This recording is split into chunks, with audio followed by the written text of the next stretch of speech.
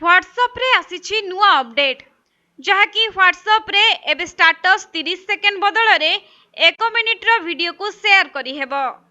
तेबे ग्राहकों को आकृष्ट करिबा पई WhatsApp दिन को दिन नुआ नुआ फीचर्स अपडेट करूछि।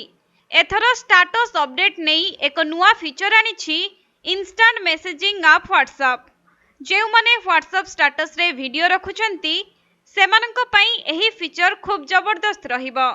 कारण एबे यूजर्स निज WhatsApp स्टाटस रे 1 मिनिट पर्यंत लंबा वीडियो स्टाटस रखि परिबे। तेबे पूर्वरु एही सुविधा नथिला। यूजर्स माने मात्र 30 सेकेंड रो वीडियो स्टाटस रखि पारुथिले।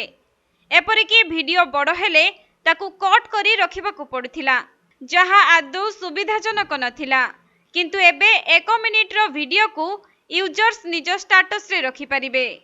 तेबे कंपनी एही सुविधा वर्तमान पई केवल बीटा यूजर्स मानंक पई जारी करिछि। सूचनायोग्य जे WhatsApp यूजर्स माने दीर्घ दिन हेला बड़ वीडियो स्टाटस रे रखिबाकू दाबी करि आसुथिले। तेनु कंपनी यूजरंक सुविधा पई एही फीचर को जारी करिछि। परवर्ती समय रे धीरे धीरे एहा सब यूजर मानंक पई लागू हेबो बोली सूचना रहिछि।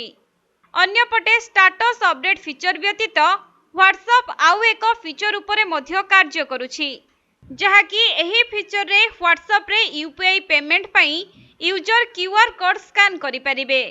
मिलिथिबा सूचना अनुसार एही फीचर को मध्य कंपनी बीटा उपरे परीक्षण करुछि, जहा परवर्ती समय रे समस्तंक पई लागू होई पारे।